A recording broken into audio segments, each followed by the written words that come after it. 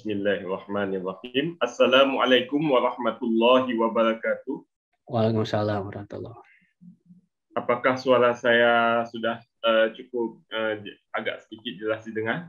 Jelas. Cukup. Baik.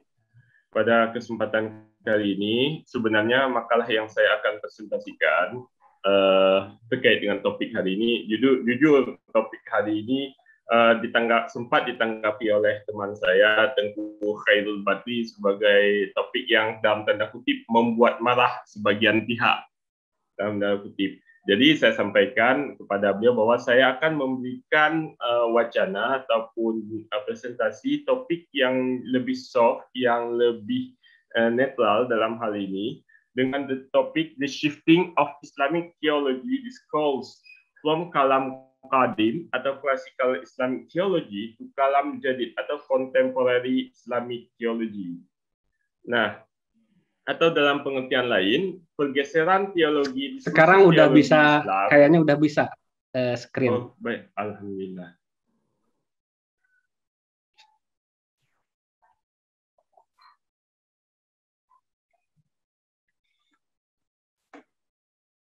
Oke, apakah sudah kelihatan screen-nya? Sudah. Apakah sudah kelihatan? Sudah, Pak. Sudah jelas, Ustaz, sudah jelas. Oke, baik, saya lanjutkan. Judul kita hari ini adalah seperti yang saya jelaskan tadi. Tujuannya adalah untuk meneutral ataupun untuk mensoftkan tema kita yang hari ini, yang saya kira cukup tajam dinilai oleh sebagian kalangan. Jadi saya membawa cara pandang ataupun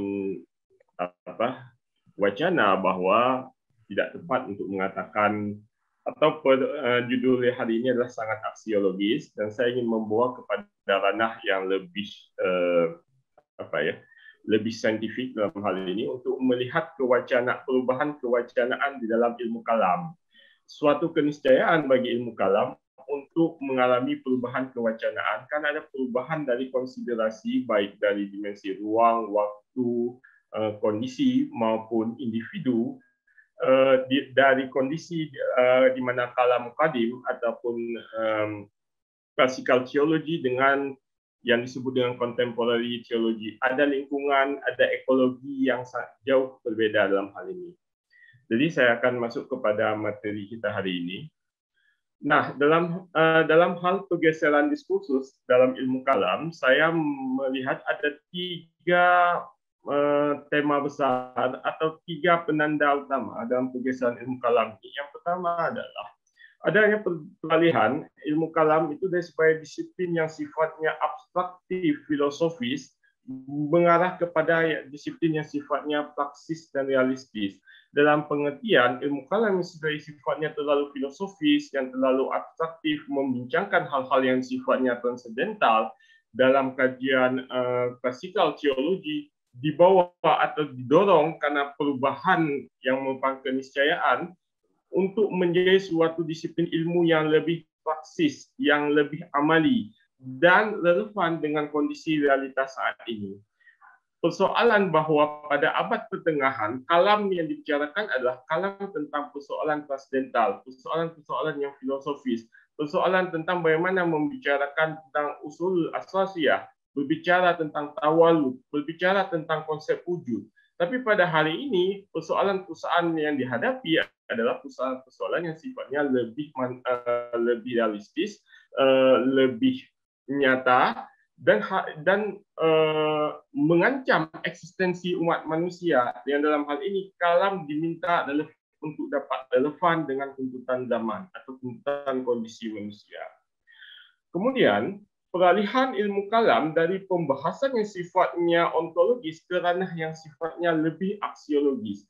Dalam hal ini, kalau kita berbicara, misalnya kita baca buku Reza Kazim, The Path of Transcendence, ketika dia membandingkan bagaimana konsep ontologisnya perspektif Sri Adi Sankara Acharya dengan konsep ilmu Arabi, walaupun dengan konsep Meister Eckhart, semuanya berbicara dalam konsep ketuhanan yang sifatnya ontologis. Walaupun yang konsep mereka ini berbicara adalah tentang konsep ketuhanan yang monisme. Ibnu Arabi berbicara tentang ahadiyah, dan Sri Adi Sankara Acharya berbicara tentang konsep sunyata fada dan sebagainya. Semua itu ontologis sifatnya. Kondisi hari ini diminta persoalan yang sifatnya ketuhanan bertransformasi menjadi persoalan yang sifatnya apa makna berketuhanan. Persoalan yang sifatnya apa itu agama sebagai suatu konsep yang transendental menjadi konsep yang sifatnya lebih ranah aksiologis. Demikian pula dalam peralihan paradigma ilmu kalam sebagai teori kalam skolastik itu juga didorong untuk menjadi yang rasionalis transformatif. Ini terlihat dari karya yang disusun oleh Harun Nasution dan Islam Rasionalis maupun karya yang ditulis oleh John L. Esposito, Islam dan Pembangunan dalam edisi bahasa Indonesia-nya. Artinya persoalan kalam atau persoalan teologis harus mampu menjawab kebutuhan realitas manusia saat ini. Karena jika tidak, maka eksistensi manusia akan terancam dan kalam menjadi tidak relevan lagi jika diorientasikan dengan cara pandang pada abad pertengahan. Nah, kemudian persoalan kalam tidak lagi berurusan dengan persoalan sekretarian, tidak berurusan lagi dengan dialog antar agama, tapi persoalan besarnya ada menghadapi paradigma ataupun konsep-konsep filsafat barat kontemporer, terutama bagaimana harus menghadapi sekularisme, materialisme, yang itu tidak dibayangkan rumitnya pemikiran Friedrich Nietzsche oleh para ulama selevel Al-Ghazali, oleh Sanusi Al-Maghribi, tapi realitasnya pemikiran seperti Friedrich Nietzsche itu dihadapi oleh umat hari ini. Persoalan pemikiran hiperrealitas Jean Baudrillard itu dihadapi oleh umat hari ini dan sangat dekat dengan realitas kondisi kita hari ini. Kemudian tentunya terjadi pergeseran di dalam hal topik-topik prinsip-prinsip dan bahasa atau al-mabadi wal maudu dari ilmu kalam klasik kepada konsep ilmu kalam yang kontemporer. Tidak ada lagi pembahasan tentang dalam hal konteks kali ini. Permasalahannya bukan tentang tawalud atau ta'alluq. Persoalannya adalah bagaimana ilmu kalam menjawab transformasi kehidupan umat manusia yang sifatnya multidimensi hari ini. Nah, ini adalah definisi ilmu kalam dalam perspektif Qadim. Itu adalah kecenderungan bagaimana ilmu kalam diposisikan untuk memperkuat hujah-hujah fondasi agama dan membela agama dari tuduhan atau syubhat bagian dari kelompok ahlul ahwa wal bid'ah maupun dari kelompok zanadiqah yang berada di luar Islam. Kecenderungan dalam hal tersebut. Nah, dalam hal ini, maka ilmu kalam itu dipandang sebagai the war of word, artinya perang pemikiran atau perang kata, atau dalam pengertian lain, dialektikal intellectual discourse di dalam membangun sebuah ide, bagaimana ide itu bisa diterima sebagai konsepsi daripada agama. Atau yang disebut conceptual framework dalam memahami konsep agama dan bagaimana hal tersebut dinalarkan. Kemudian definisi ilmu kalam qadim dan jadi seperti yang saya sudah jelaskan tadi, dalam hal kalam qadim, maka kalam qadim lebih mengarah kepada abstraktif intellectual discourse atau pemikiran intelektual yang terkait dengan filosofis abstraktif dalam membela ide-ide yang sifatnya lebih nazariat dan lebih filosofis tentang ketuhanan, tentang kenabian, tentang hari akhir, dan bagaimana kalam qadim ini menyajikan hujah-hujah yang sifatnya akliyah, yang sifatnya berbasis pada penalaran yang rasiologis, yang mana proponen-proponen yang diajukannya ini bisa diterima oleh lawan. Oleh sebab itu, ada yang namanya misalnya tokoh kalam itu dari kelompok semi rasionalis, misalnya Abdullah ibn Qullab.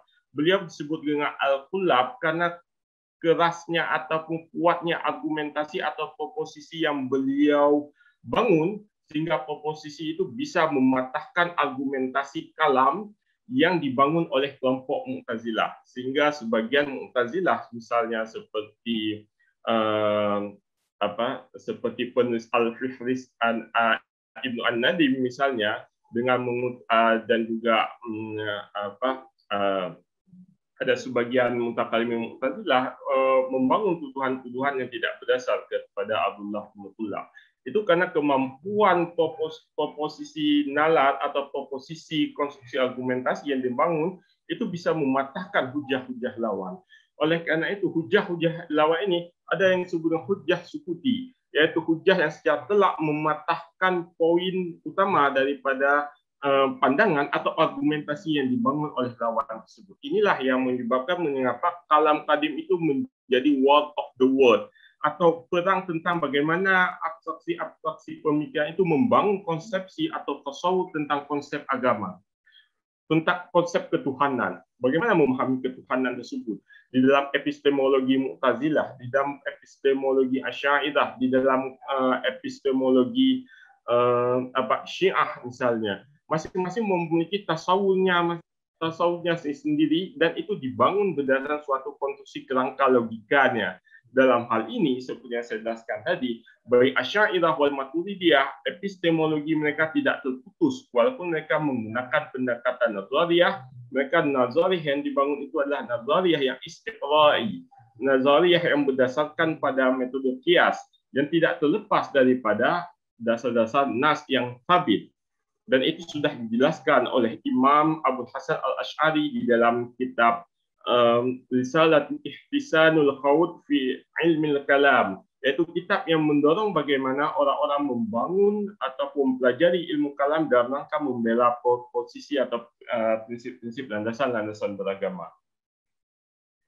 Nah, perbedaannya dari dalam kalam jadid dipaksa di dalam, bukan dipaksa sebenarnya, tapi didorong bagaimana kalam relevan untuk menjawab persoalan yang kontemporer hari ini, yang mendesak, yang nyata dihadapi oleh umat Islam hari ini.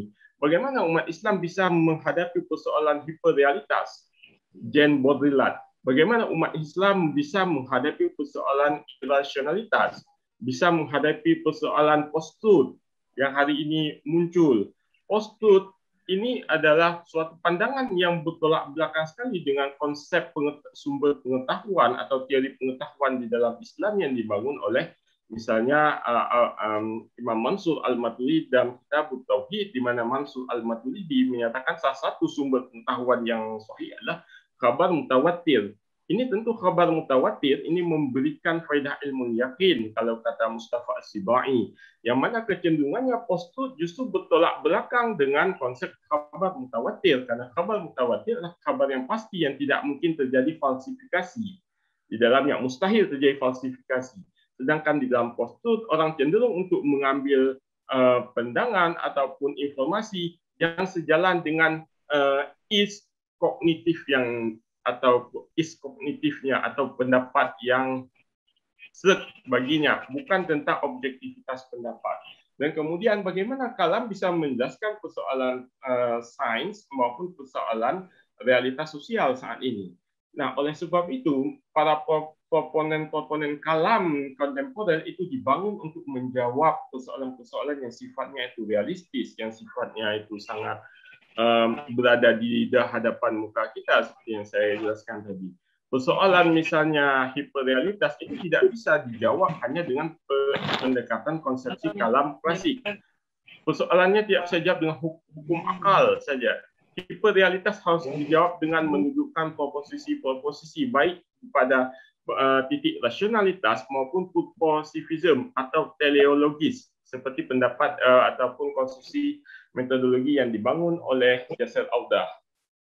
Nah, kemudian seperti yang saya jelaskan tadi, perbedaan antara kalam kadim dan kalam jadid bukan hanya dia pertama dia berbicara tentang siapa yang lebih menjadi titik sentralnya, apakah teosentris atau antroposentris. Dalam kalam jadid, persoalan tentang manusia menjadi ataupun objek manusia menjadi titik pembahasan yang utamanya, karena itu menyangkut tentang eksistensialisme manusia hari ini dan di masa akan datang. Kemudian persoalan-persoalan yang dipecahkan di dalam kalam jadid bukan lagi persoalan yang sifatnya filosofis dan transendental, tapi persoalan yang sifatnya empiris dan juga relevan yang dihadapi oleh masyarakat atau manusia hari ini. Bagaimana manusia bisa menjelaskan persoalan egalitarisme, menjelaskan persoalan perdamaian antara umat beragama, menjelaskan bagaimana hubungan gender dan sebagainya. Itu harus mampu juga dipecahkan oleh pendekatan kalam. Jadi, kemudian di dalam pendekatan kalam jadi tidak lagi menggunakan pendekatan yang sifatnya itu filsafat Aristotelian atau logika Aristi, tidak lagi dengan kias, induktif ataupun analogi, tapi persoalannya adalah bagaimana membangun rasionalitas seperti yang dilakukan oleh Harun Nasution ataupun membangun yang disebut dengan liberation theology yang dibangun oleh Algar Engineer misalnya.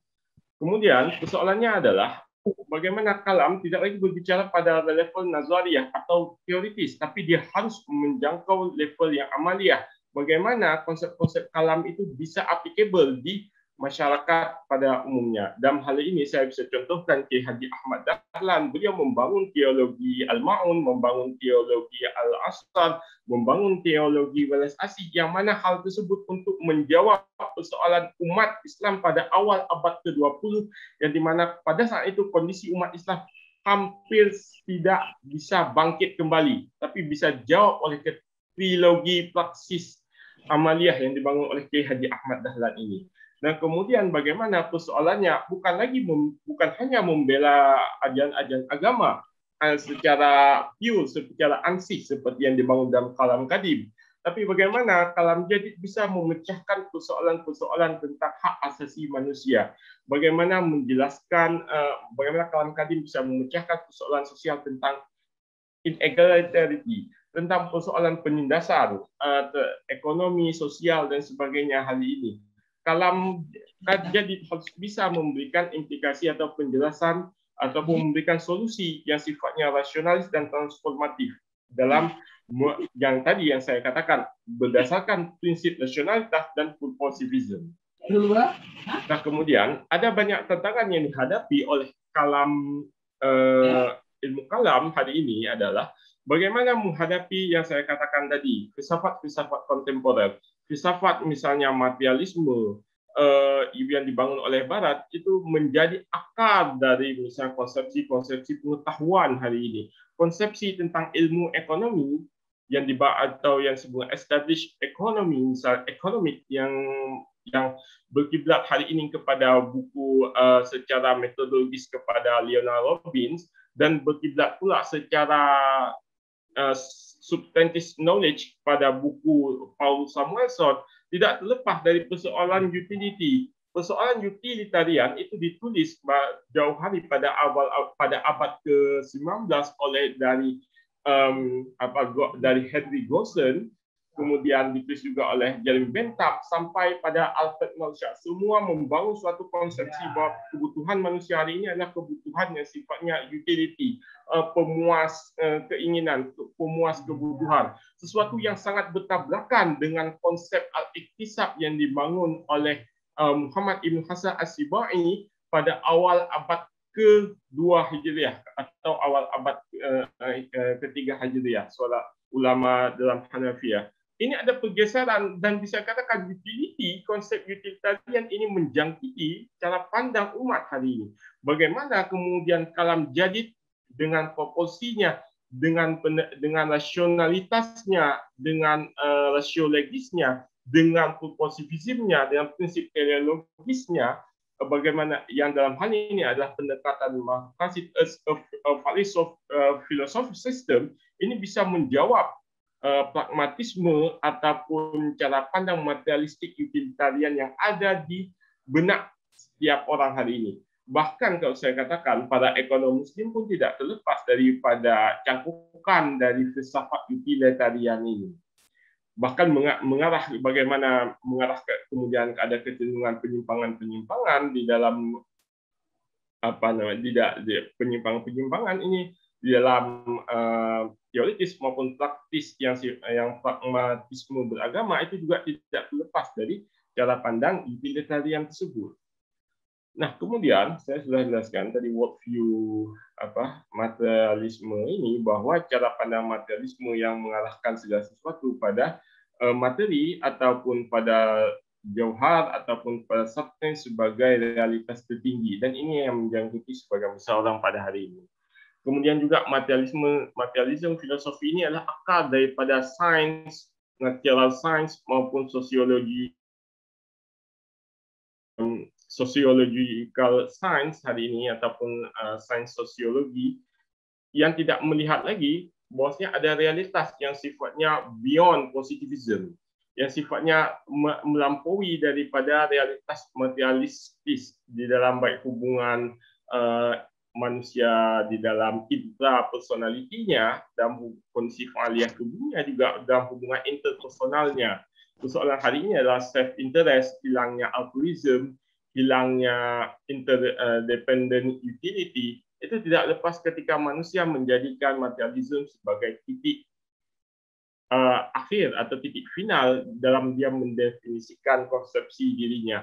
Inilah yang dikritik oleh E.F. Schumacher di dalam buku Small but Beautiful. Bagaimana ketika manusia menjadikan titiknya self-interest, maka kecenderungannya adalah dia lebih menjadi dia eksploitatif dan lebih merusak. Inilah misalnya di dalam buku The Economic Hitman, misalnya di sini digambarkan bagaimana manusia karena hawa nafsunya, karena keinginan yang tidak terbatas, kemudian dia menjadi destruktif, menjadi merugikan, menjadi eksploitatif dalam kehidupan perilakunya, menerapkan riba dan sebagainya. Itu semua tidak terlepas daripada materialisme filosofi yang menjangkiti dirinya dan mendefinisikan tentang dirinya realitas hubungannya dengan alam yang sifatnya tidak lebih daripada hubungan yang bersifat materialistik.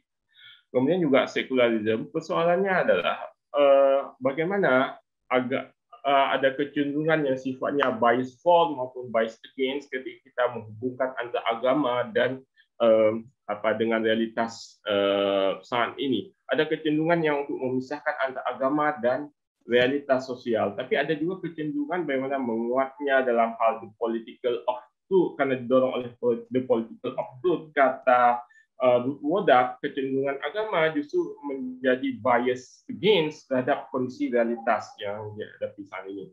Nah, persoalannya adalah bagaimana menghubungkan keduanya. Ini adalah dengan pendekatan maqasid syariah atau dengan pendekatan maqasid sebagai filosofi sistem yang didasarkan pada teleologis.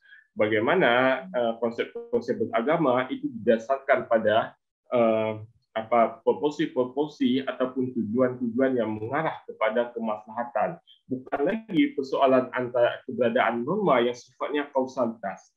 Ketika kita membatasi norma dalam kondisi kausalitas, maka yang dihadapi adalah norma menjadi tidak relevan ketika realitas tidak sesuai dengan realitas. Padahal kita tidak mengetahui apakah realitas tersebut adalah waqi'atus sahihah atau waqi'atus fasidah. Kalau kata Imam Bakir As-Sadar misalnya, apakah dia ada realitas yang benar ataupun realitas yang tidak sesuai. Nilai kebenaran yang sifatnya teleologis itulah nilai kebenaran yang ditentukan oleh nas, ditentukan oleh petunjuk, dalil-dalil agama dan sebagainya. Nah, saya juga mengatakan kemudian ada masalah tentang positivism. Positivism dan sekularisme ini adalah yang melucuti disiplin ilmu modern daripada nilai-nilai etika, moral, filosofis, dan nilai agama.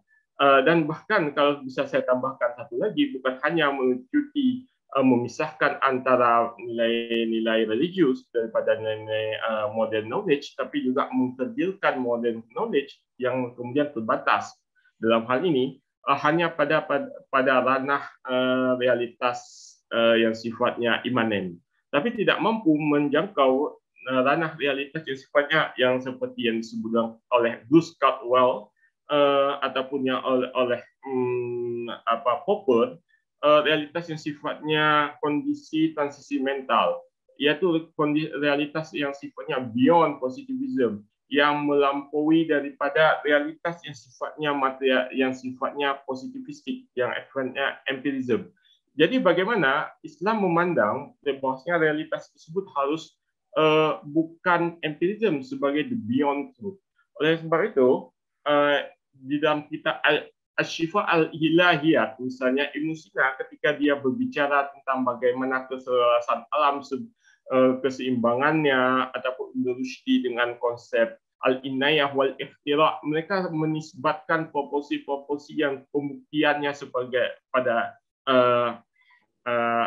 idrak al-hissiyah itu pada proporsi yang lebih tinggi yang sifatnya itu transendental.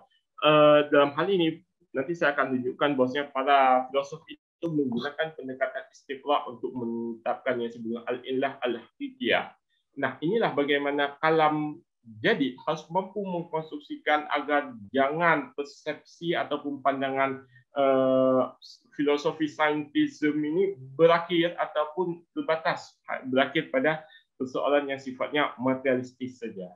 Kemudian juga ada pasca strukturalisme, ini terkait dengan cara pandang penafsiran diskursif. Ini kalau saya tidak salah, kalau Hasan Hanafi, bagaimana mereka menggunakan pendekatan pasca strukturalisme dengan mendasarkan bahwa manusia melihat realitas itu secara tekstual, melihat nas itu secara tekstual, sehingga bisa dilakukan dekonstruksi ulang terhadap pembacaan nas sesuai dengan realitas ataupun konsiderasi yang mungkin terbentuk di waktu dan tempat yang lain dan sebagainya.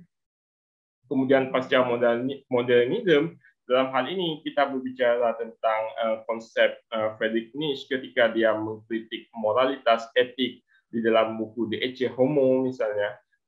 Dia mengatakan bahwa moralitas itu hanya sebagai apologi bagi kalangan yang lemah, sebagai yang disebut dengan escapism ekstrim, yang saya kira ini justru bertolak belakang dengan pandangan Royston Veblen di dalam buku The Theory of the Leisure Class, yang justru mengecam kecenderungan perilaku-perilaku yang sifatnya itu materialistik, yang sifatnya itu leisure, berfoya-foya dari kalangan elit dan sebagainya. Bagi Nietzsche, justru perilaku-perilaku tersebut adalah perilaku yang wajar. Justru pandangan moral yang mendukung kelompok papah, yang mendukung kelompok lemah, itu justru dianggapnya adalah suatu escapism yang sifatnya ekstrim, yang karena yang dianggap hal tersebut adalah sesuatu yang wajar. Nah, dalam hal inilah maka seperti yang diinginkan oleh Jacques Derrida dalam hal ini, filsafat pasca modernisme ini berusaha menjungkir balikkan norma, berusaha menjungkir balikkan konsep moralitas. Justru menurut pendukung pasca modernisme itu, konsep tentang moralitas, etika, kepatutan, asusila itu adalah suatu konsep yang sifatnya hegemonik yang dibangun oleh golongan tertentu untuk tujuan kelompoknya, untuk menjaga stabilitas kelompoknya dengan menyingkirkan diskursus yang sifatnya periferal, yang sifatnya itu negatif. Bagaimana kemudian cara pandang dekonstruksi ini dibangun dalam hal hubungan hubungan bagaimana isu-isu terkait misalnya dengan LGBT, bagaimana konsep mereka berusaha mendorong agar LGBT itu juga harus setara dengan konsep yang sifatnya heterodoks, misalnya konsep yang sifatnya heteroseksual misalnya. Cara-cara seperti inilah yang juga untuk menjungkir balikkan norma, menjungkir balikkan moralitas, menjungkir balikkan rasionalitas seperti yang saya katakan tadi. Padahal institusi norma itu selalu berdiri di atas rasionalitas dan dia memiliki teleologis, prinsip positivisme yang mengarahkannya untuk hal yang sifatnya maslahah, kebaikan dan sebagainya. Bagi orang-orang yang mendukung dekonstruksi ini, mereka tidak menerima hal tersebut dan berusaha melakukan penjungkir balikan dan sebagainya. Jean Baudrillard, saya kira saya sudah jelaskan hal ini sebelumnya. Kemudian ada kritik baik dari Adonis ataupun Ali Ahmad Said maupun dari Hasan Hanafi, dan saya kira secara umum saya juga sudah menjelaskan hal ini, tapi saya akan menjelaskan secara besar saja.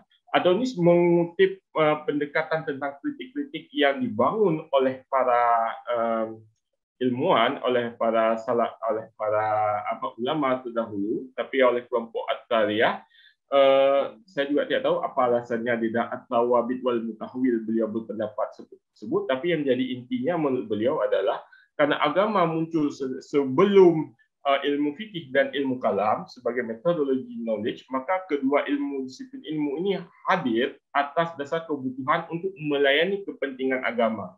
Oleh sebab itu, maka kedudukan dua ilmu ini sebagai dalailul aqaid atau dalailul ahkam, sebagai substantive knowledge, sebagai methodological knowledge-nya. Sedangkan yang penting di dalam Hasan Hanafi, seperti yang saya katakan tadi, kritiknya terhadap kalam klasik yang dianggap filosofis dan abstraktif, kemudian bagaimana kemudian kalam klasik ini didorong untuk menjadi transformatif, rasionalis transformatif untuk menjadi relevan. Tidak lagi menjadikan Tuhan sebagai teosentris, sebagai pusat diskursusnya, tapi mengarahkannya kepada antroposentris, menjadikan manusia justru yang hari ini, yang eksistensinya tengah terancam, seperti dalam kondisi pandemi COVID-19 ini, itu bisa dibela, bisa didorong, ataupun bisa dilindungi oleh keberadaan persepsi ataupun diskursus cara pandang kalam yang benar. Oleh sebab itu, maka diperlukan konseptual framework baru di dalam ilmu kalam yang mana untuk menjawab persoalan-persoalan yang sifatnya itu objektif dan relevan dengan dunia Islam hari ini yang mengalami pergeseran dari segi sosiopolitik dibandingkan Islam pada abad pertengahan. Maka tantangan realitas yang dihadapi oleh umat Islam hari ini juga adalah persoalan yang sifatnya aktual, yang sifatnya terkini. Inilah yang berusaha dibangun oleh Naqib Al-Attas. Bagaimana dalam menghadapi modern knowledge, maka Islam harus menjadi tetap relevan melalui Islamization of knowledge. Islamization of knowledge bukanlah Islamisasi, mengarahkan fakta-fakta yang sifatnya empiris, tapi yang diarahkan itu adalah fakta-fakta yang terkait dengan af'alul ibad, dengan perilaku humanis manusia. Maka di situ, seperti yang saya jelaskan tadi, ada waqi'atus sahihah, ada waqi'atul fasidah. Bagaimana waqi'atul fasidah ini diislahkan, diperbaiki, dikoreksi, diarahkan agar menjadi waqi'atus sahihah dengan kembali kepada prinsip-prinsip ataupun proporsi Islamic knowledge, Islamization of knowledge yang benar. Saya kira ini lebih maju dibandingkan pendekatan yang disebut dengan IOK atau Integration of Knowledge yang dibangun oleh Ismail Raji Al-Faruqi yang ataupun pendekatan scientism knowledge yang dibangun oleh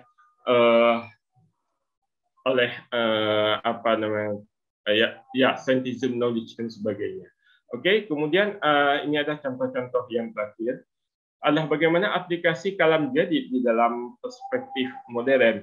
Yang pertama adalah pendekatan daqiqul kalam yang tidak lagi berbicara kalam dari segi jalilul kalam atau dari segi permukaannya hanya pada persoalan teologi yang transendental, tapi daqiqul kalam atau persoalan teologis yang sifatnya itu lebih komprehensif, yang lebih filosofis, the philosophy of nature, dan bagaimana filosofi ini bisa menjelaskan misalnya bagaimana keberadaan jisim, a'rad, jauhar dan sebagainya dalam kerangka substance untuk membuktikan adanya eksistensi Tuhan di dalam realitas kosmologis. Berbeda dengan filsafat dengan philosophy of science yang sifatnya itu materialistik yang membatasi realitas yang membatasi bahwasanya fenomena kosmologi sebagai fenomena sains yang sifatnya empiris, yang sifatnya observable dan tidak melampaui realitas yang sifatnya positivistik. Tapi dalam daqiqul kalam para mutakalim berusaha menetapkan adanya Tuhan sebagai prima causa, sebagai al-khaliq, sebagai pencipta. Ini berbeda dengan para filsuf yang pendekatannya adalah istiqlai yang menetapkan Tuhan sebagai al-illah al-haqiqiyah, sebagai penyebab yang sifatnya hakiki dari semua realitas kosmologis yang terjadi. Jadi ini hanya perbedaan pendekatan saja antara pendekatan istinbati dan pendekatan yang sifatnya istiqlai. Kemudian saya akan masuk ke pendekatan yang digunakan oleh Allahu Yarham Syekh Ramadan Al-Bawti, iaitu dengan pendekatan maqasid aqidah. Ini sama dengan pendekatan yang dibangun oleh Imam Al-Juwaini di dalam kitab Ghiyatul Umam dengan melihat realitas konsiderasi saat ini menggunakan proporsi-proporsi kalam qadim itu adalah bisa dikatakan akan mengalami kesulitan, akan menjadi sulit untuk relevansi dalam kondisi hari ini. Bukan tidak relevan, tidak dibutuhkan, tetapi melihat kondisi sehari ini ada pendekatan yang sifatnya itu lebih purposivism, yang sifatnya lebih rasionalistis. Bagaimana pendekatan maqasidul aqidah oleh Syekh Ramadan Al-Bawti ini ditujukan sebagai landasan untuk menetapkan hujah-hujah aqidah the article of belief, dan kemudian maqasidul aqidah ini juga untuk membentengi agama daripada serangan-serangan ataupun syubhat-syubhat baik yang muncul dari internal umat Islam maupun yang muncul di dalam pandangan-pandangan filsafat kontemporer yang umum menjadi hari ini. Kemudian bagian yang terakhir adalah sebagai contoh adalah kesuksesan Syekh Ahmad Dahlan dalam mentransformasikan konsep-konsep yang sifatnya itu nazariyat kepada ranah amaliyat, yang kepada ranah yang sifatnya amaliyah, dengan pendekatan teologi insaniyah atau teologi welas asih yang sebagai antitesis terhadap Darwinism yang didasarkan oleh survival of life, yang tujuannya itu adalah yang diantaranya diwujudkan dalam bentuk PKU, penolong kesengsaraan umat. Kemudian bagaimana teologi Al-Ma'un sebagai bentuk yang diberikan kepada surah Al-Ma'un dengan pendekatan tafsir yang sifatnya tafsir taksisi atau yang disebut tafsir amali dari Syekh Ahmad Dahlan, itu diwujudkan untuk menolong gerakan nyata kelompok mustada'ifin yang diantaranya dengan gerakan-gerakan sosial, dengan membangun rumah sakit, dengan membangun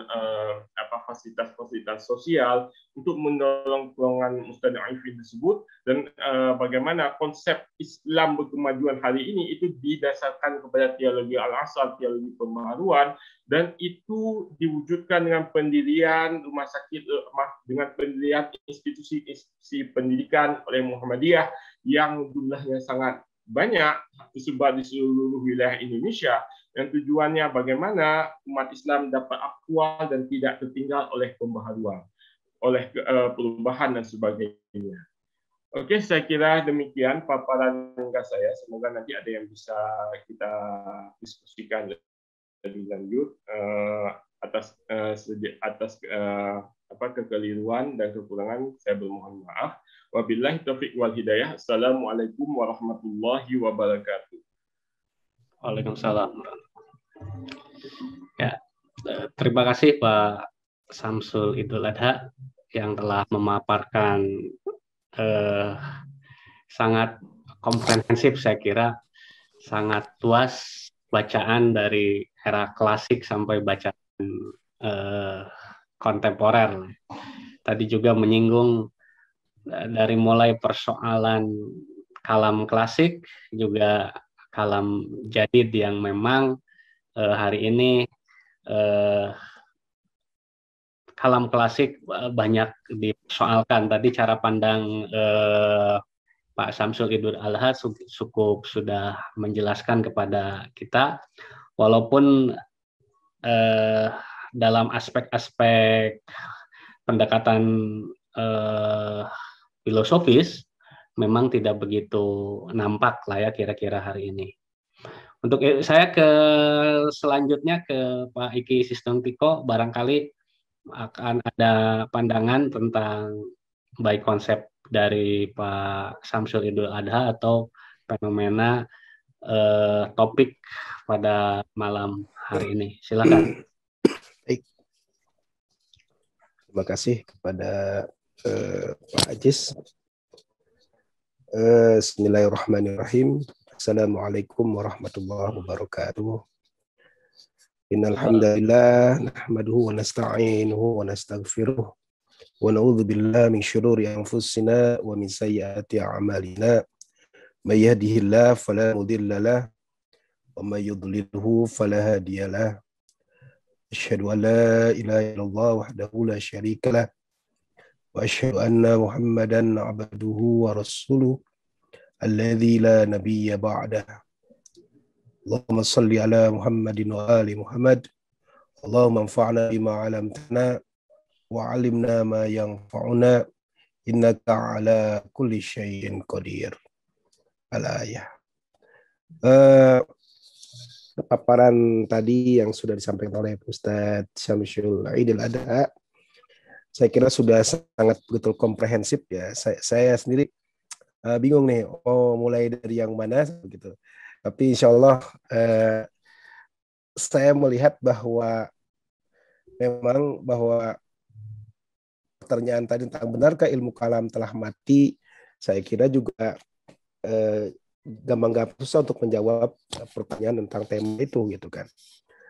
Tapi yang menjadi persoalan bagi kita sekarang, sekiranya pun katakan ilmu kalam itu tidak begitu menjadi suatu yang tenar di kalangan para skolar, atau mungkin saya lebih ininya para santri sekarang yang ada di pesantren-pesantren, atau apalagi juga para mahasiswa khususnya di universitas-universitas Islam seperti di UIN misalkan. Tetapi bagi saya pribadi bahwa apapun istilahnya gitu kan, apapun istilahnya, apakah itu ilmu kalam kah, ataukah ilmu tauhid atau usuluddin, atau nanti ada istilah-istilah baru tentang misalkan istilah kalam jadid dan sebagainya, bagaimana kaitannya dengan era kontemporer pada saat ini.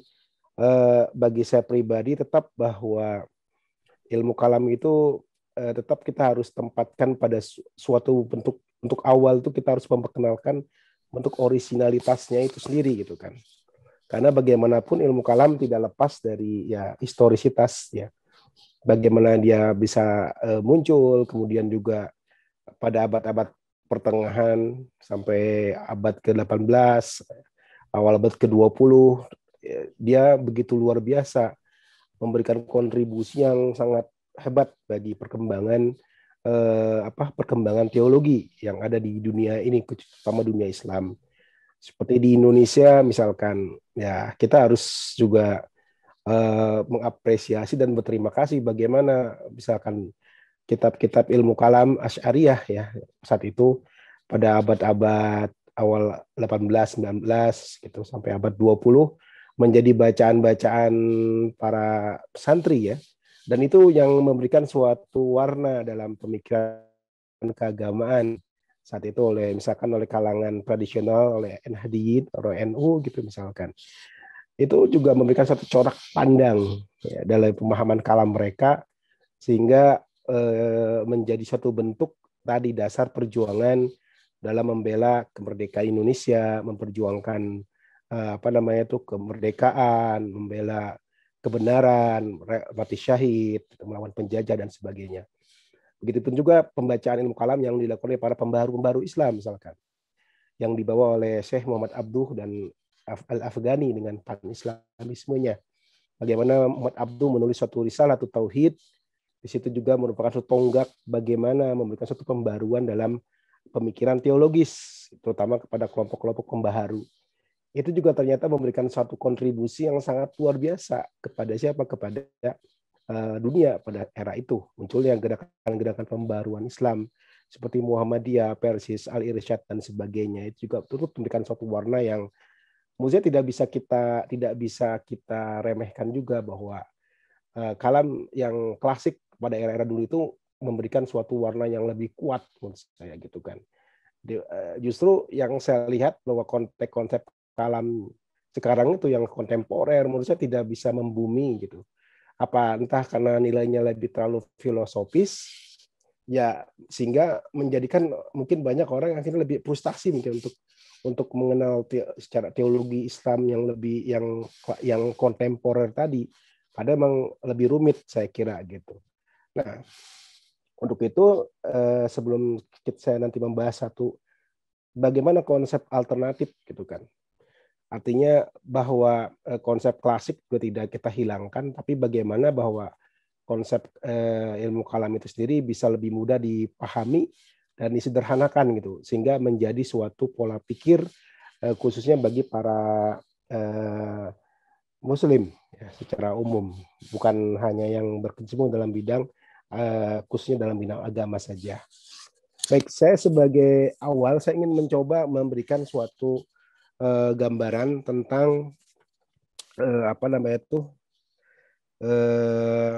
saya hanya sempat memfotokan saja dari beberapa buku. Misalkan satu sini adalah yang memang saya fotokan dari buku Al-Qawaidul Kalamiyah karangan Abdul Qadir bin Abdullah Al-Majawi, seorang ulama dari Tilmisan Aljazair. Beliau membuat suatu buku, atau saya lihat di sini ada Al-Qawaidul Kalamiyah. Al-Qawaidul Kalamiyah menurut saya itu bisa menjadi suatu alternatif dalam pemahaman kalam. Jadi lebih kepada mensistematisasi pemahaman kalam itu sendiri gitu kan. Kalau kita dulu sering mengenal istilah ada qawaid fikih gitu kan. Yang lebih dulu qawaidul usuliyah dalam ilmu usul fikih.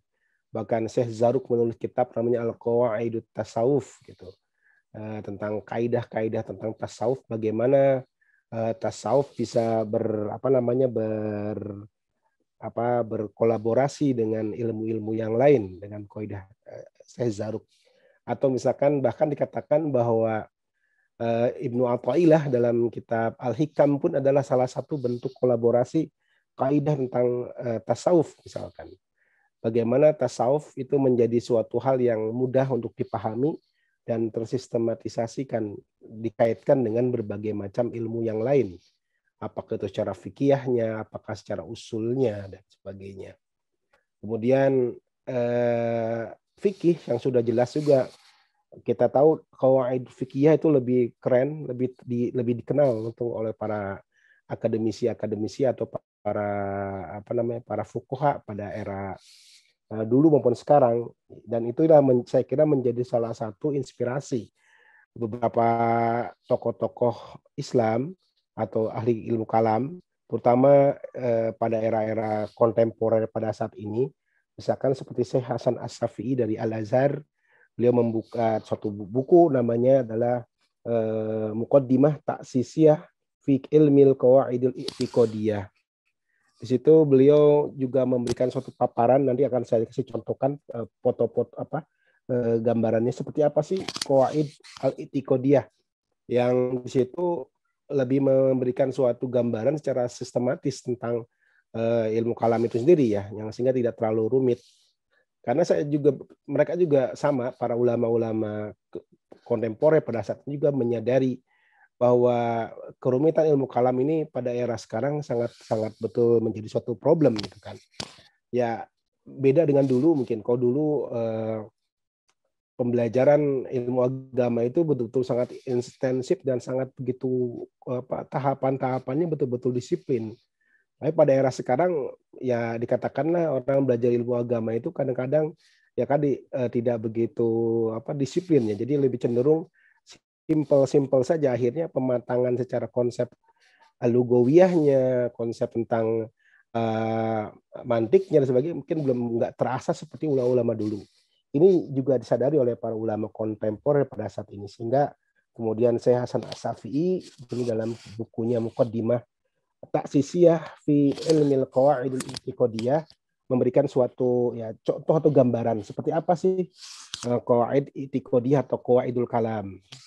Sama saya pun baca yang lebih dulu gitu kan, yaitu Qawaidul Kalamiyah yang itu oleh Alamatus Syekh Abdul Qadir bin Abdullah Al-Majawi Al-Tilmisani Al-Jazairi. Beliau juga seorang ulama syekhul dari Al-Azhar. Bagaimana beliau memberikan suatu kaidah tentang kalam. Misalkan di sini saya katakan yang perlu kita sadari, kenapa bagi saya pribadi ilmu kalam masih sangat begitu relevan dan begitu sangat penting dan pokok. Dikatakan bahwa kita melihat dari fadilah gitu kan. Fadilah atau keutamaan dari ilmu kalam itu adalah dikatakan syaraful ilmi bihasabi syarafi ma'lumi. Keutamaan ilmu itu tergantung dilihat dari keutamaan objeknya, gitu kan. Wa ma'lumun anna hadzal ilma asyraful ma'lumat. Maka dengan demikian diketahuilah bahwasanya ilmu kalam adalah merupakan ilmu yang paling mulia. Objeknya pun sangat-sangat begitu luar biasa mulia. Yaitu apa? Wa sifatullah ta'ala, yaitu tentang sifat-sifat Allah, wa sifatu rusulihi, dan sifat-sifat rasul-rasulnya alal wajhi sahih, atas sisi atau segi yang sangat yang sahih, al-mutabiq lil waqi, yang bisa menerapkan, mengaplikasikan bagi waqi pada kekinian, pada era sekarang.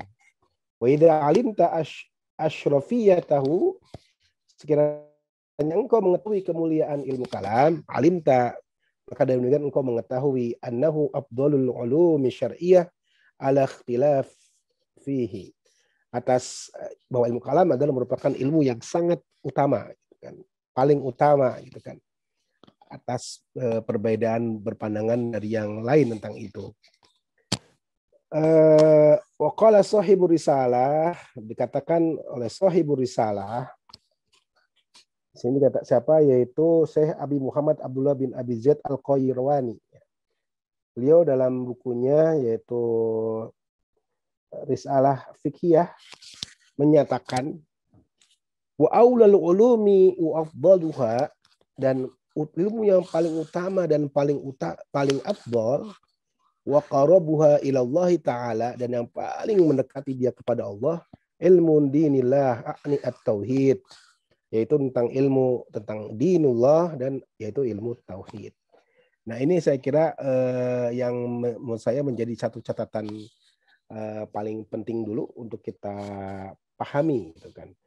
Kenapa ilmu kalam bagi saya pribadi ya masih sangat relevan dan memang perlu tetap kita pertahankan dalam corak yang klasik terlebih dahulu sebagai tonggak awal untuk bisa memahami yang lebih tinggi lagi, gitu kan. Karena apa? Karena tadi saya kan objeknya suatu objek yang sangat luar biasa tentang sifat Allah. Berarti ini adalah merupakan suatu ilmu yang memang apapun yang terjadi ketika itu menjadi suatu ilmu yang tidak banyak orang yang mengenal itu, bagaimana caranya agar ilmu kalam itu tetap hidup, gitu kan, tetap menjadi suatu tradisi yang bisa dipahami dan dipelajari dengan sistematis oleh para mahasiswa Islam atau para santri-santri yang mereka itu mengkhususkan belajar agama. Nah, baiklah. Jadi di sini saya katakan bahwa salah satu kiat atau cara menurut saya pribadi agar ilmu kalam itu tetap bisa baik secara klasik dia itu tetap ada, gitu kan, prinsip-prinsipnya tetap menjadi suatu hal yang hidup, gitu, dan dikenal, tetapi metodologi atau secara manhaj atau itu yang metode itu yang saya kira mungkin perlu istilahnya suatu metode yang baru, gitu kan. Nah, sebagaimana tadi dikatakan oleh Syekh Hasan As-Safi'i dalam kitab Muqaddimah Ta'sisiyah fi Ilmi Qawaid I'tiqadiyah. Nah, di sini beliau menyatakan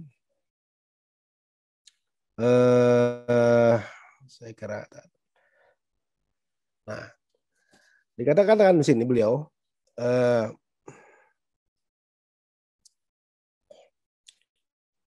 bagaimana kita bisa menyusun suatu qawaid i'tiqadiyah. Jadi kalau ilmu qawaid fikih misalkan itu kan lebih mudah, gitu kan. Orang dengan kaidah-kaidah fikih misalkan al-aslu fil asya al-ibahah, misalkan asal dalam suatu itu adalah mubah. Ini menjadi suatu pola yang sangat simpel sehingga bisa kita bisa kita tarik dalam kesimpulan-kesimpulan ketika persoalan-persoalan teologis atau kalam itu kita temui dalam kehidupan kita sehari-hari. Nah, misalkan di sini beliau saya katakan di sini misalkan contoh dari qawaid i'tiqadiyah, gitu, misalkan yang pertama adalah misalkan asbabul ilmi lil khalqi salasah. Sebab ilmu bagi setiap makhluk itu ada 3, al-hawas as-salimah. Misalkan indera yang baik, wal khabarus shadiq, menjadi kabar yang benar, wal akal dan akal. Nah, di sini beliau ngambil dari kitab Al-Aqwaidun Nasafiyah. Lalu misalkan al-ilham yu'malu bihi fi haqqil mulham madama asluhu masyru'an. Ilham itu bisa menjadi suatu pengetahuan, menjadi suatu hal yang bisa diterima selama ilhamnya itu caranya diperoleh dengan secara masyru', kan. Walaysa bihujjatin fi haqqil ghair, tapi tidak hanya sifatnya subjektif, tidak menjadi suatu hukumnya objektif bagi yang lain. Wala yajuzu ayyad'u ghairahu ilaih. Misalkan ini. Nah, lalu yang ketiga misalkan ta'wilun nususi syar'iyyah yastalzim ittiba'u qanunil arabiyyah. Ta'wilun nususi syar'iyyah, mentakwilkan nas-nas syar'i mengharuskan ittiba'u qanunil arabiyyah, tetap dalam misalkan berpegang pada qanun, aturan-aturan bahasa Arab. Wa jam'an nususil muta'allaqah bi mawdu'in nadhar wa ahliyatil qa'im bit ta'wil. Dan juga dia bisa menggunakan kaidah-kaidah hukum nadhar, metode dalam memberikan suatu nadhar itu argumentasi atau hujah gitu, dan dia memiliki suatu kemampuan dengan kemampuan dalam mentakwil misalkan. Yang keempat misalkan man istahada fi talabil haq fa ajiza anhu fala yu'aqab. Barang siapa yang beristihad dalam mencari kebenaran, fa ajiza anhu, lalu dia punya keterbatasan, fala yu'aqab, maka ia tidak dapat diberikan hukuman atau sesuatu yang berdosa. Wa khata'uhu alladhi aqfala fihi an haqiqatil amri maghfurun lahu. Adapun kesalahannya, kealfaannya, di mana dia alfa atau lupa tentang suatu hakikat perkara, maka itu dimaafkan. Nah, ini contoh satu kaidah hukum atau itiqodiyah gitu kan. Nah, misalkan yang tentang sifat Allah misalkan. Al-qaulu fi sifati kal qauli fi dzat. Pembicaraan tentang masalah sifat-sifat Tuhan sama halnya pembicaraan tentang masalah zat. Jadi sifat itu ada kaitan dengan masalah tentang zat gitu kan. Fa innallaha laisa kamitsli syai', karena sungguhnya Allah tidak seperti sesuatu. La fi dzatihi wala fi sifatihi wala fi af'alihi. Contohnya adalah laisa kamitsli syai' wa huwas samiul basir. Nah, ini adalah contoh prinsip-prinsip umum tentang kaidah-kaidah i'tiqodiyah. Dan ini saya kira juga penulis-penulis yang saya katakan begini. Kenapa saya katakan ini sangat relevan?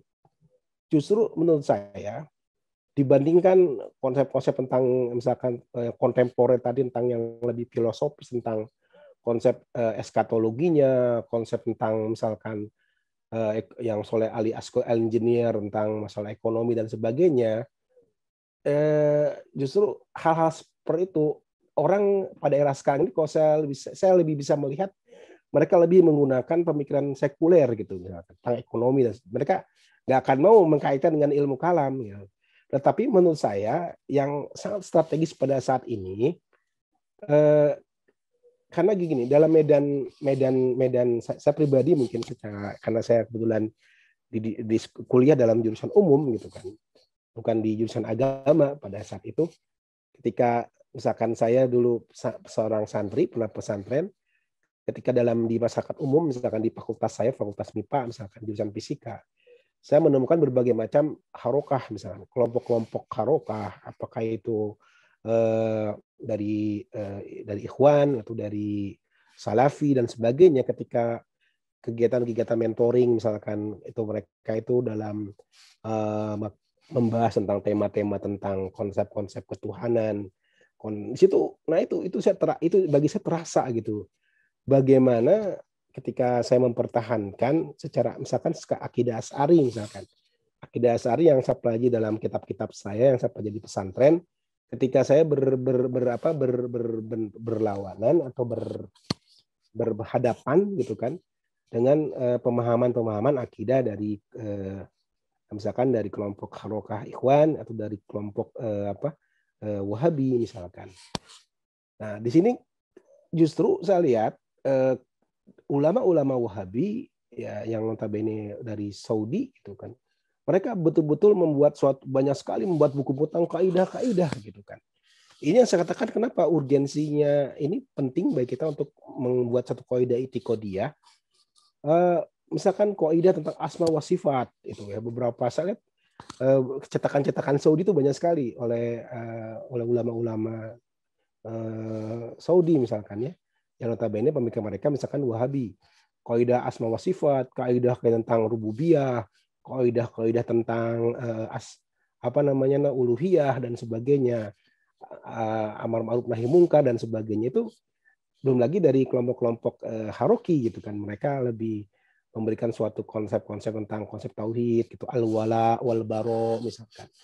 Apa sih al-wala wal baro itu gitu ya, melepas diri dari togut dan sebagainya. Nah, sebenarnya menurut saya gitu yang menurut saya memang menjadi PR secara pribadi bagi saya, ketika kita ingin menegakkan ya misalkan teologi yang moderat, teologi yang dikatakanlah kalau kita tuh la syarqiyah wala gharbiyah dan sebagainya, ataupun dalam dunia akademik yang saya pernah hadapi, misalnya ketika saya dalam mahasiswa juga menghadapi teman-teman dari Ahlul Bait, misalkan dari Syiah dan sebagainya. Ini kan menjadi suatu menurut saya menjadi suatu tantangan bagi kita semua. Bagaimana tadi sebetulnya itu yang menurut saya yang kita hadapi real gitu kan pada era sekarang, dibandingkan kalau tadi menghadapi tentang masalah ekonomi, hak asasi, ekologi dan sebagainya. Justru orang lebih menggunakan hak asasi, ekologi. Mereka lebih senang menggunakan pendekatan sekuler kalau saya lihat itu mereka sistem ekonominya. Tetapi yang menurut saya lebih urgen sekarang ini adalah yang kita hadapi misalkan berbagai macam teologi yang kalau misalkan dari kelompok Aswaja misalkan yang berpegang pada Asy'ariyah dan Maturidiyah gitu kan, yang misalkan cenderung moderat ketika berhadapan dengan ideologi Haroki misalkan ya, tentang konsep al-wala wal baro, bagaimana engkau melepas diri dengan togut. Ketika saya misalkan berhadapan dengan teman-teman dari NII misalkan, mereka mendoktrin mahasiswa yang mereka masih blank ajaran agamanya tentang konsep akidah. Ini menurut saya yang menjadi satu persoalan yang saya hadapi dalam dunia di umum kita sekarang, masyarakat awam lah ya, yang notabene mereka tidak terdidik secara ini oleh pesantren atau oleh pendidikan Islam. Kalau untuk di UIN misalkan, saya kira no problem lah ya, mereka punya basic dari pesantren. Tapi ini bagaimana yang saya pernah saya alami gitu ya, ketika menghadapi teman-teman yang mereka memang bukan basic agama, tapi justru gitu kan, mereka menghadapi berbagai macam pemikiran Haroki atau Wahabi dan Syiah dan sebagainya dalam suatu di kampus atau dalam yang sifatnya umum gitu kan, yang jurusan mereka adalah bukan jurusan agama, bukan jurusan umum. Ya ini menurut saya problem kita sekarang, kenapa terjadinya gerakan-gerakan ya sekarang itu misalkan jihadis dan sebagainya. Ini yang menjadi problem gitu. Bagaimana kita membuat satu kaidah-kaidah itiqodiyah gitu yang moderat, yang bisa dipahami dalam konsep tadi, sebagaimana yang dalam kitab-kitab akidah klasik itu yang saya lihat lebih mereka moderat, bagaimana tadi tentang zat gitu, dan mereka kadang di situ melawannya. Bagaimana sikap kita kepada rububiyahnya seperti apa misalkan, uluhiyah kita seperti apa konsepnya. Karena yang itu yang saya lihat real dalam kehidupan saya pribadi ya, di dunia umum sekarang seperti itu. Maka itu saya menggagas bahwa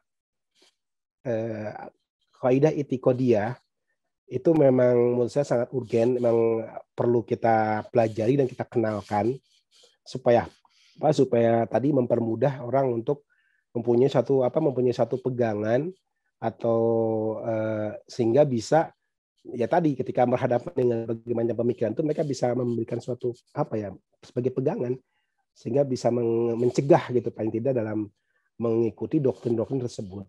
Itu sih yang saya yang maksudnya kegelisahan saya pribadi ya, melihat ilmu kalam bagaimana bisa menjawab tantangan pada era kontemporer pada saat ini. Yang kita hadapi bukan umat lain lah ya, terlalu jauh mungkin non-Islam. Tapi yang kita hadapi adalah dengan umat Islam itu sendiri gitu kan. Dengan berbagai macam pemahaman, berbagai macam keyakinan tentang konsep, justru dari mana? Dari konsep-konsep tauhid yang mereka yakini itu. Saya kira itu sih mungkin curhatan saja kali ya. Mungkin mudah-mudahan bisa di suatu ya bahan diskusi atau bahan kita obrolan kita ke depannya seperti itu. Oke, terima kasih Kang Wawan, Pak Ustadz Idul Adha. Assalamualaikum warahmatullahi wabarakatuh. Oke, mungkin ada kawan-kawan yang bisa mau menanggapi atau ada pertanyaan ini dari soal ini, atau Pak Idul Adha nanti mau menanggapi, karena saya lihat ada sedikit perbedaan dalam soal tadi aplikasi kalam jadid dan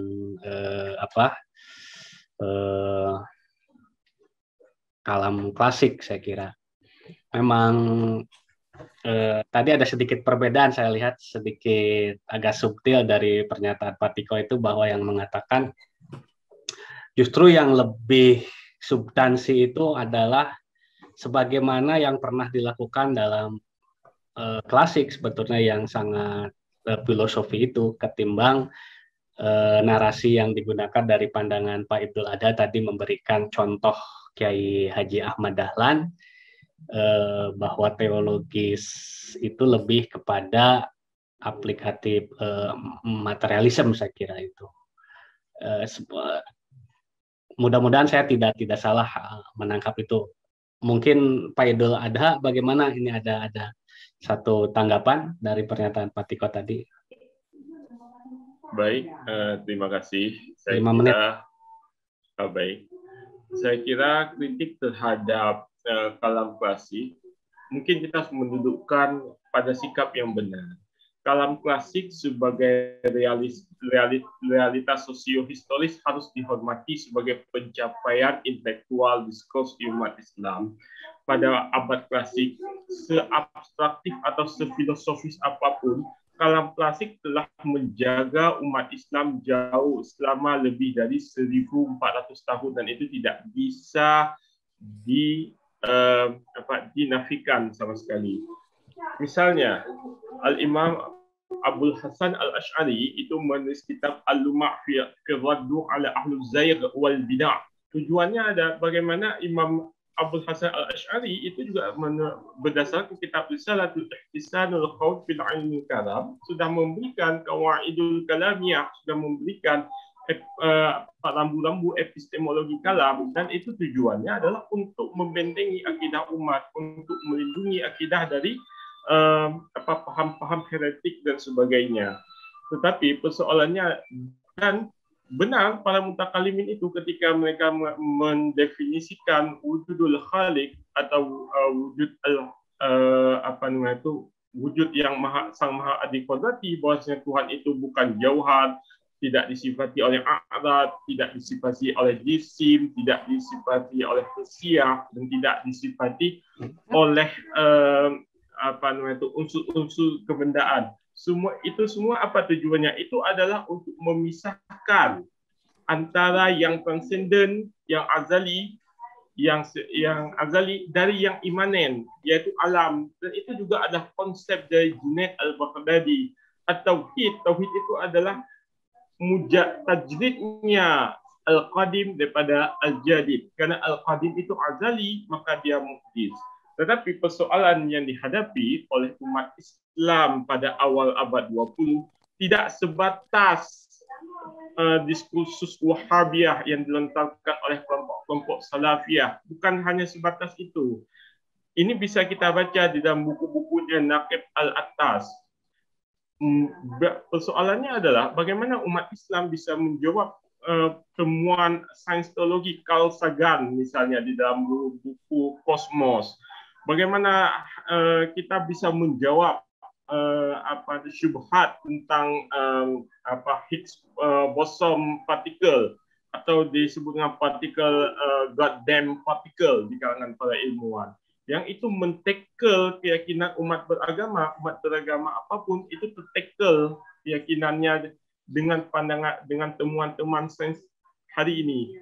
Persoalannya adalah bukan lagi persoalan neoliterasi yang dibangun oleh Wahhabiyah yang hanya mengambil diskursus polemik kalam antara Athariyah, Hanabilah dengan Asy'ariyah dan Maturidiyah. Tidak sebatas itu. Persoalannya hari ini umat dihadapi oleh masalah hyperrealism, hyperreality. Umat dihadapi oleh masalah irrationality, oleh masalah post-truth, oleh the political of fear, politik ketakutan atau politik identitas yang disorot oleh Ruth Woda. Kita tidak boleh menafikan kalam qadim, classical theology, tapi kita juga berhadapan dengan masalah-masalah yang sifatnya lebih kontemporer. Inilah mengapa Naqib Al-Attas, mengapa misalnya Syekh Syekh Tahir Al-Qudri dan banyak ilmuwan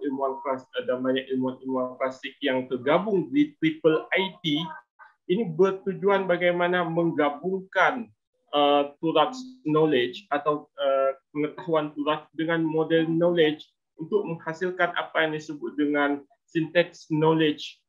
Ini yang digagas oleh Profesor Muhammad Aslam Hanif. Jadi kita tidak boleh menafikan turat dan modern knowledge, tapi juga kita tidak menerima semuanya secara bulat-bulat. Di sinilah butuh proses kolektif untuk membangun konstruksi yang sifatnya lebih komprehensif. Saya kira demikian. Terima kasih. Oke. Bagi teman-teman, ada yang mau mengomentari tentang soal tadi juga Pak Idul Adha juga menanggapi masalah tentang bagaimana kalam bisa menjawab tantangan sains modern hari ini yang cukup empiris gitu saya kira. Teman-teman kalau ada yang mau bertanya, yang mau menanggapi dalam persoalan ini, apakah silakan aja raise hand atau siapa. Ini ada Rohman, coba dari benarkah sains juga demikian? Dia seorang sains juga dari ITB atau punya pandangan lain ini nanti, karena saya kira persoalan kaum muslimin hari ini adalah memang ada satu keterbelakangan cukup signifikan di dalam ilmu pengetahuan, berbeda dengan para era klasik, bahwa persoalan hari ini ya ketidakminatan kaum muslimin atau para scholar itu mempelajari persoalan-persoalan apa yang dikatakan tadi Tiko itu adalah al-qawaid gitu kan, qawaid al-kalami atau qawaid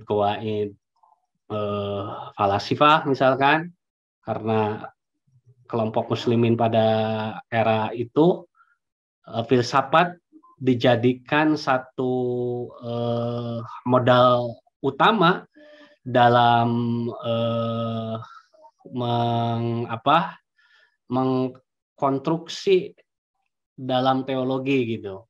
Ini yang membedakan hari ini gitu kan.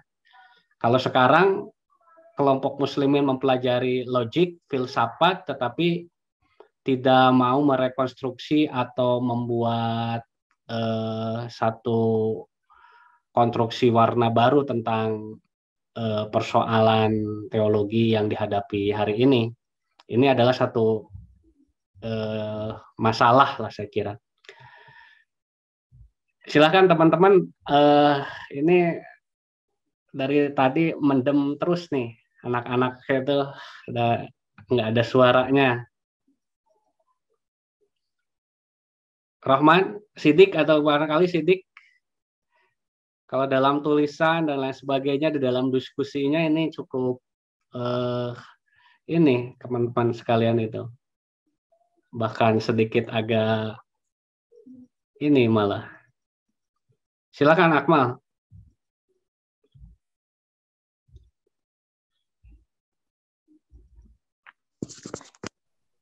Bismillahirrahmanirrahim. Diskusi yang menarik ini mengenai apa ilmu kalam. Karena saya di Persis tidak begitu mendalami juga gitu. Bahkan selalu ditanya akan mazhab Persis itu ke Asy'ari atau ke Salafi sih sebetulnya. Maka para asatid Persis selalu berkesimpulan bahwa Persis itu Aswabi katanya, Asy'ari dan Wahabi.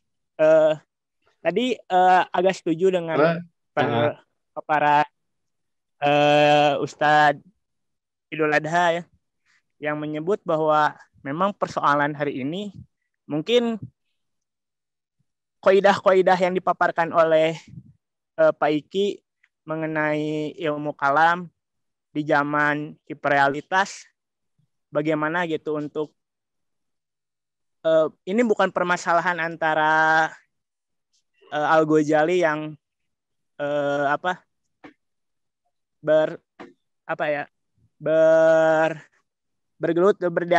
berdialektika tentang kausalitas misalnya.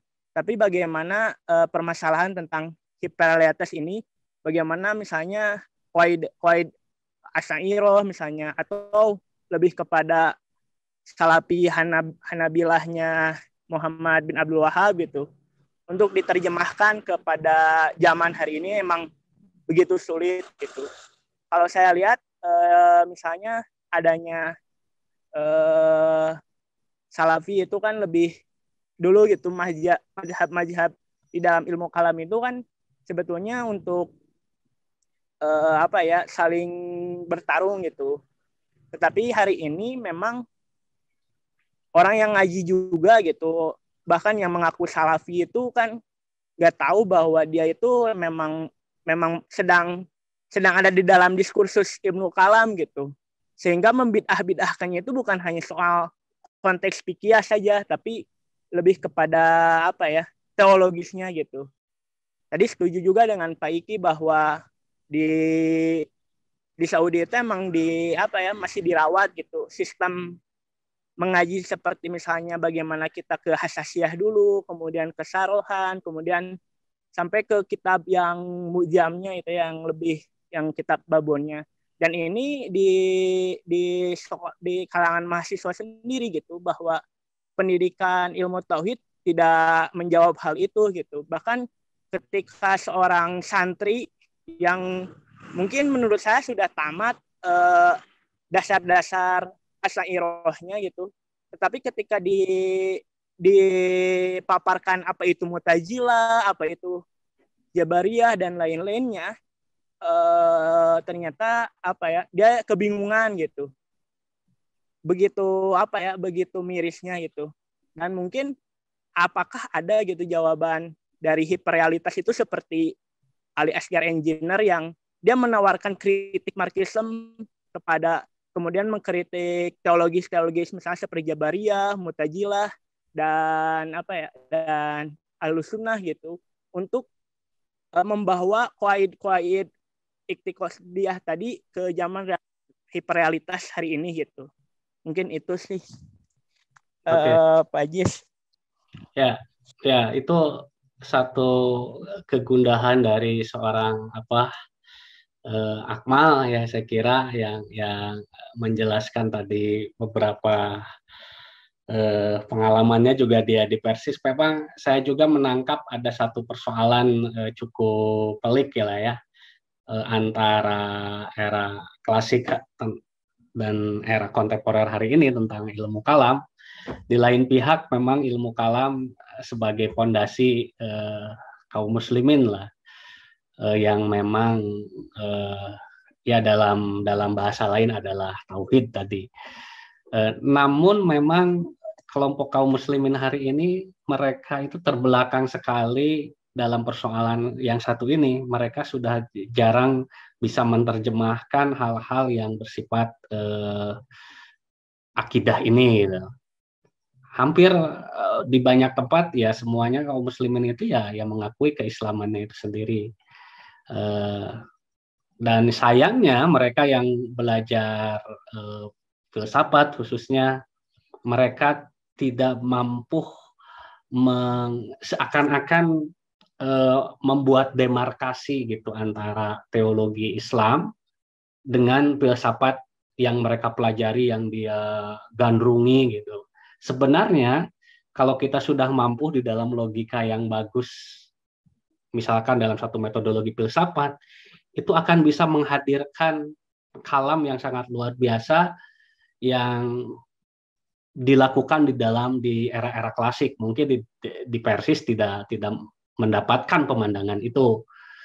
Tapi kalau di santri-santri klasik itu mendapatkan hal-hal itu dalam bacaan-bacaan. Kalau Anda baca misalkan dalam persoalan-persoalan era klasik tadi yang disampaikan Pak Idul Adha, itu memang betul hampir semua kelompok mutakalimun di era keserjanaan klasik, mereka itu peripatetik gitu kan, Aristotelian gitu kan. Nah dari nalar itulah mereka bisa logikanya sangat luar biasa. Kalau yang bersifatnya yang tadi lah literalis, ya memang tidak begitu banyak penalaran analogis, anador tadi yang cukup membutuhkan ekstra logika yang cukup luar biasa untuk menjawab persoalan yang abstrak ini. Walaupun ini satu spekulatif, tapi memang tetap enak, masih tetap dibahas. Nah, dari pandangan Akmal tadi, Pak Samsul Yudaha atau Ketiko dulu, silakan ada pandangan nggak? Masing-masing 3 menit lah. Ketiko dulu lah silakan.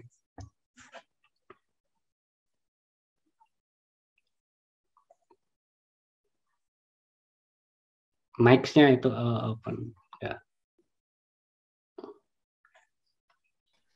Yang kita hadapi, realitas yang kita hadapi pada saat sekarang memang masih, ya saya jujur kita masih dalam benturan teologis gitu pada era sekarang.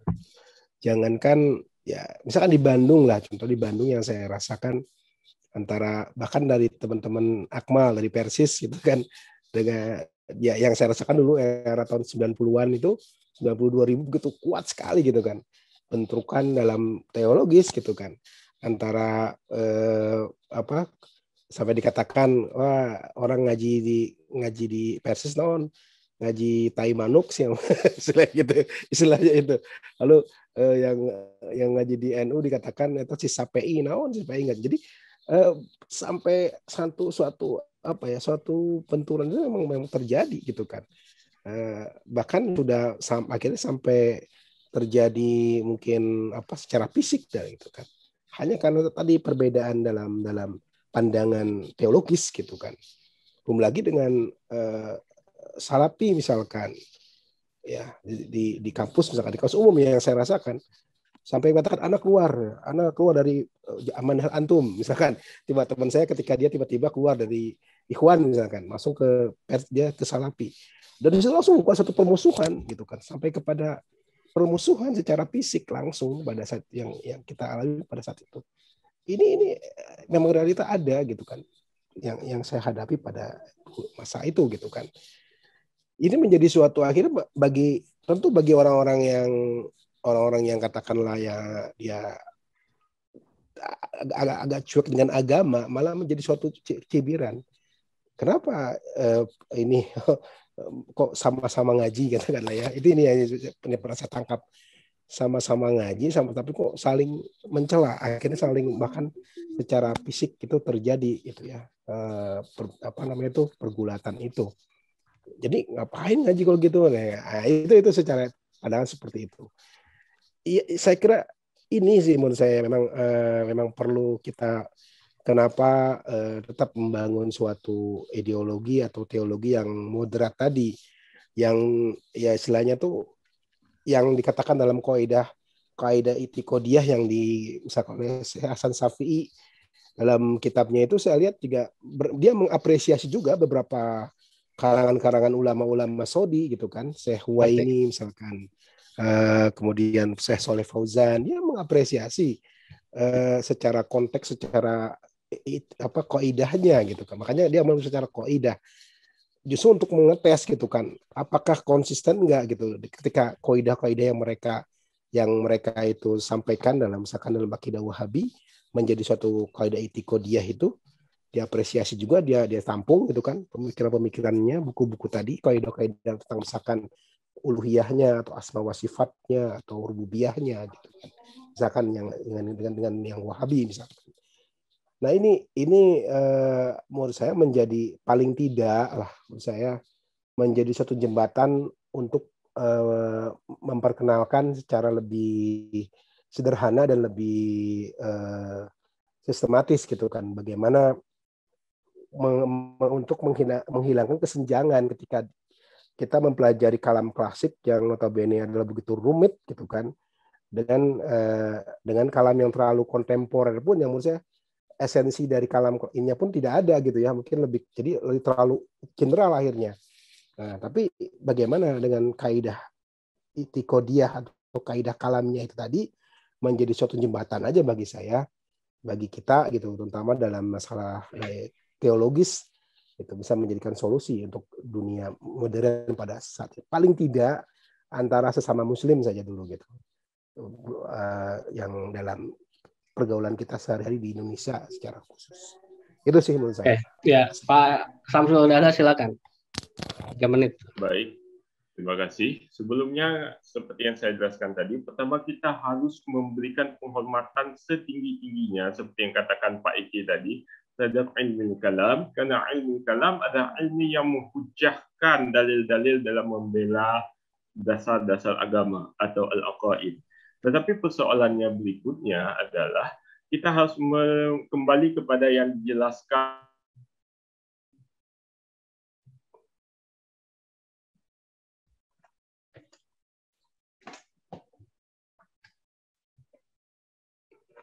sinyalnya kurang bagus Pak. Itu ada.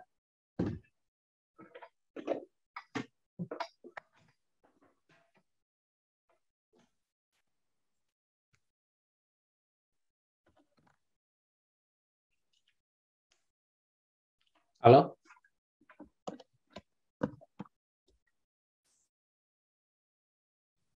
Halo? Putus tuh Pak Idul Adha ya?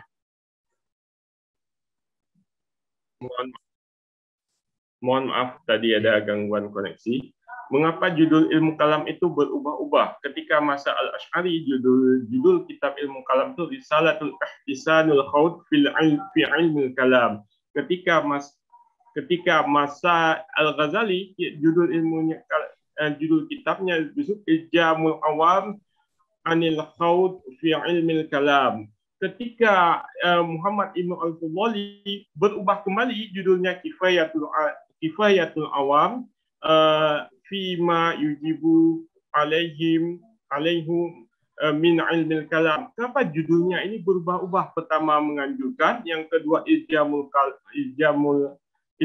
Awam, kemudian mewajibkan pada masa Imam Sanusi Al-Maghribi. Itu artinya kecenderungan daripada ilmu kalam ini adalah kecenderungan ilmu metodologi yang kehadirannya kita ketahui dari penjelasan Fakhruddin Ar-Razi, dia memiliki maqasid, dia memiliki tujuan, yaitu membela dasar-dasar agama dan menghujahkan agama dari serangan-serangan syubhat. Nah, inilah tujuan pokok yang harus diaktualisasikan dengan ilmu kalam pada hari ini ketika berhadapan dengan pasca modernisme, ketika berhadapan dengan isu dekonstruksi nilai, ketika berhadapan isu orang yang berusaha menggeser LGBT sama dengan heteroseksual misalnya.